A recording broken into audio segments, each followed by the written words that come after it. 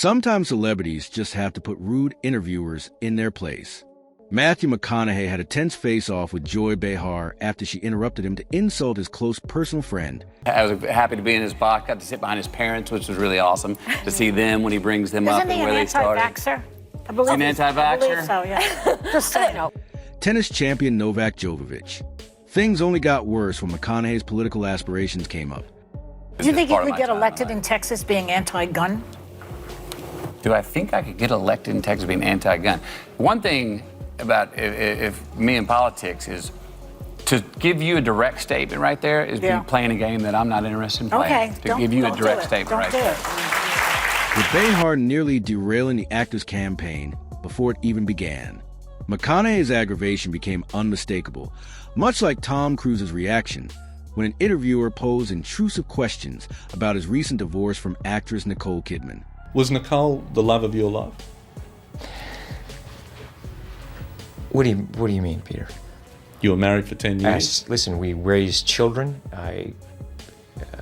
After failing to read the room, the interviewer continued with yet another prying question. And do you have a relationship where you talk, it's a parenting relationship, and talk professionally about each other's work? Prompting Cruise to decisively shut him down. Listen, here's the thing, Peter. Yeah. You're stepping over a line now. You're stepping over a line. You know you are. Well, I suppose they're questions Peter, that people want to know. Peter, you want to know. The tension was thick, and Cruise didn't hold back. He made it clear the interviewer had crossed a line and needed to back off. Take responsibility for what you want to know. Don't say what other people. This is a conversation that I'm having with you right now. You're right. Okay, so I'm just telling you right now, okay? Just put your manners back in. Few celebrities, however, have endured greater public humiliation than Lindsay Lohan during a widely criticized interview with David Letterman. Aren't you supposed to be in rehab now? And how long will you be in rehab? 3 months. How many times have you been in rehab? Several.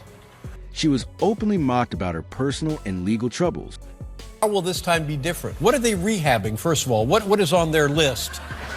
What are they going to work on when you walk through the door? We didn't discuss this in the pre-interview. No.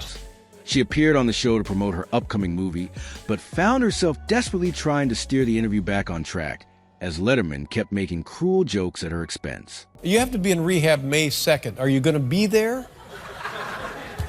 You'll be there, right? Who's taking you to rehab? You don't want to talk about that either, right? The questions came one after another, turning what was supposed to be a professional appearance into a public takedown. Things got so bad that Lohan was on the verge of tears. Oh, God. When you go to the rehab, what do they do? We're here for a movie. We have to what? Let's stay on the positive. Oh, aside from that side of the positive. Yeah.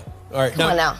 With her voice noticeably shaking as she tried to hold herself together, she struggled to maintain composure while trying to shift the conversation toward her work. But the host refused to let up. No, but I don't want people to think that I'm making a joke of that. No, you shouldn't make a joke I'm not. because this could be good for you. It will be good for you. Yeah, it will. Yeah. Have you been to this place? No, it's not like a joking matter. No.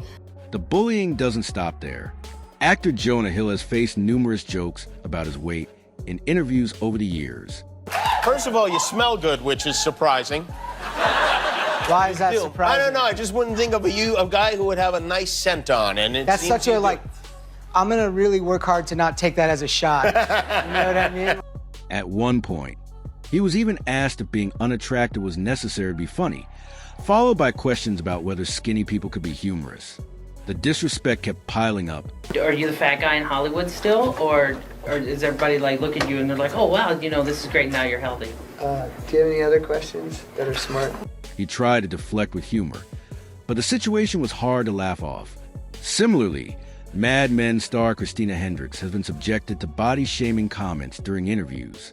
In one particularly awkward encounter, she was asked to recall an inspiring story about being a full-figured woman. Caught off guard. You have been an inspiration as a full-figured woman. What is the most inspiring story that you can remember where you've inspired someone? She attempted to respond, but the moment quickly turned uncomfortable.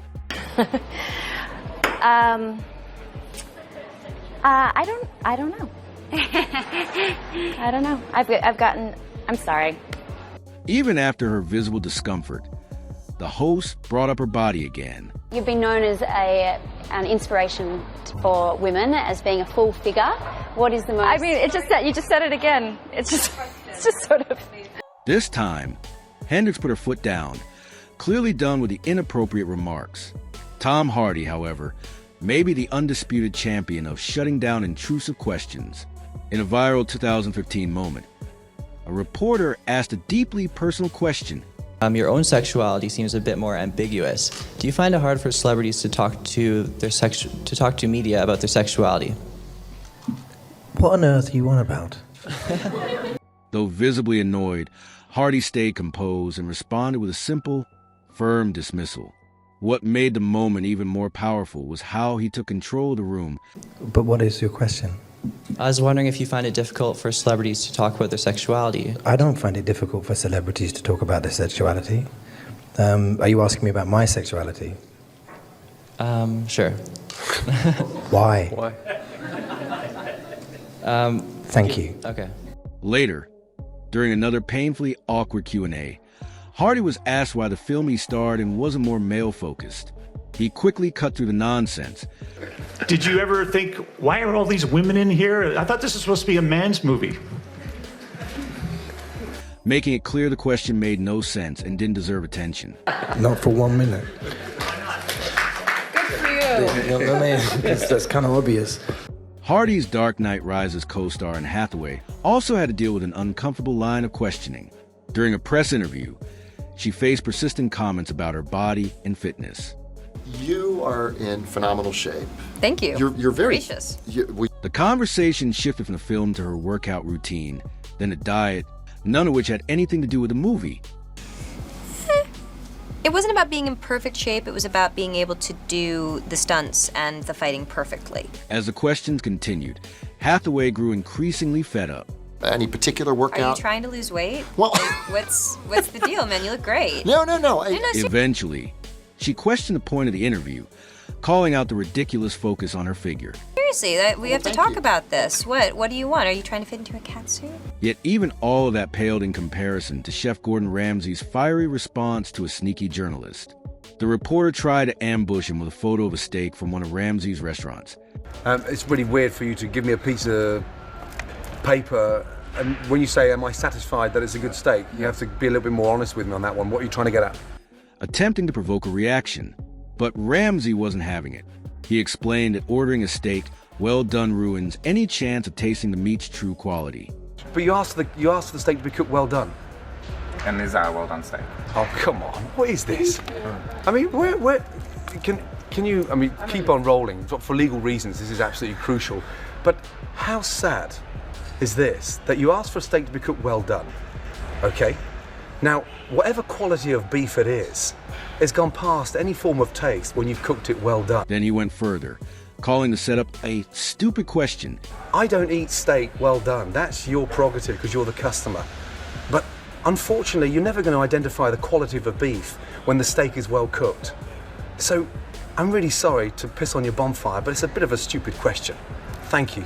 Things got highly personal in one interview when actor Michael B. Jordan recognized a reporter who had previously been a classmate during school years. And, you know, we know each other. We go way back all the way to Chad Science in Newark, okay? The corny kid, right? No, I did not say that. Misquoted for sure. No, you did not hear me say I said we used to make fun of the name. But yeah, he is obviously killing things out here. Someone known for mocking him before he found fame. The situation turned more uncomfortable when Jordan's Creed 3 co-star Jonathan Majors appeared. Isn't this the sexiest man show off right here? Who's the sexiest man? Because now let's... And the reporter awkwardly tried to shift focus, adding to the tension. An even stranger moment unfolded during New York Fashion Week in 2017 when Jim Carrey stunned a reporter with an unexpected rant.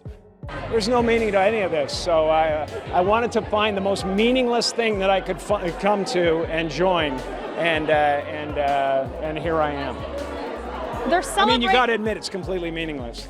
The actor dismissed the entire event as meaningless and rejected the idea of celebrating public figures. The reporter attempted to explain the significance of the event, But Carey refused to engage with the topic, brushing it off as empty and fabricated. Well, they say they're celebrating icons inside. Celebrating Do you believe icons. in icons? Boy, that is just the absolute lowest aiming, possibility that we could come up with. It's like icons. Do you believe in icons? I don't believe in personalities. I don't believe that you exist. Carey later revealed that this behavior stemmed from an intense existential crisis that year, during which he questioned his identity, his career, and even the structure of reality itself. I don't believe in icons. I don't believe in personalities. I believe that peace lies beyond personality. The interview spiraled as Carey expressed abstract thoughts, claiming nothing truly mattered and that the world itself wasn't real. Beyond invention and disguise. Beyond the red S that you wear on your chest that makes bullets bounce off. I believe that it's deeper than that. I believe we're a field of energy dancing for itself. And I don't care. Another uncomfortable interview surfaced when an entertainment reporter attempted to flirt with actress Megan Fox during a press junket. I don't know if there's I don't know if there's a man alive who's not in love with you in some way. You're so silly. You know what am I really? The exchange turned awkward quickly as the actress became visibly uneasy. You're a silly No, man. I'm not silly at all. You're a silly man in a checkered shirt. I am not. Wow. So now I think you're flirting with me. I'm kidding. Oh, dude. Actor Joaquin Phoenix has long been wary of the press and has shown discomfort during repetitive interviews.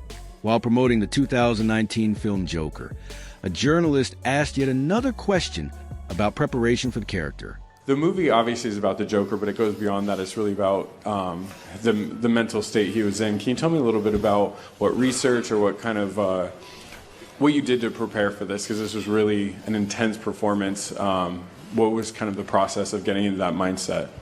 Isn't this old news? Isn't this old news? I feel like I've talked about this for 6 months. Phoenix dismissed the question, noting that the topic had been discussed for months. Although sarcastic, the response clearly showed frustration at the repetitive nature of the media tour. And thank you so much for asking that question. My publicist is telling me I just need to go home. Director Quentin Tarantino once became visibly angry during an interview. But why are you so sure that there's no link between enjoying movie violence and enjoying real violence? I'm going to tell you why I'm so sure. Don't ask me a question like that. I'm not biting. I refuse your question. When asked whether violent films could influence real-world behavior, instead of addressing the question, the filmmakers shut it down completely. Why? Because I refuse your question. I'm not your slave and you're not my master. You can't make me dance to your tune. I'm not a monkey. I can't make you answer anything. I'm asking you interesting questions. Despite that confrontation, the same interviewer later faced another dramatic moment. This time with Robert Downey Jr. during a promotional interview for a blockbuster movie. What I'd really like to ask you about a quote you gave to the New York Times. And I don't want to pry, so if you don't want to talk about it, that's fine. But what you said to the New York Times once was... The reporter brought up personal quotes and political opinions from Downey's past. What began as a standard promotional segment quickly turned into a tense back and forth that had nothing to do with the film. It was after your incarceration, and you said you can't go from a $2,000 a night hotel suite to a penitentiary and understand it and come out a liberal. Does that mean you're not a liberal, or that you came out of prison not being a liberal? Downey tried to remain professional at first, but became visibly agitated when the interviewer started mentioning personal struggles and family matters. Are we promoting a movie? The actor questioned the direction of the interview and ultimately ended the conversation abruptly. Or whether that's still something... I'm sorry, I really don't... what are we doing? Well, I'm just asking questions, that's all. Right. Okay, that's okay. Bye. Thank you guys. I'm sorry. Is that your mic? It's okay. Yeah.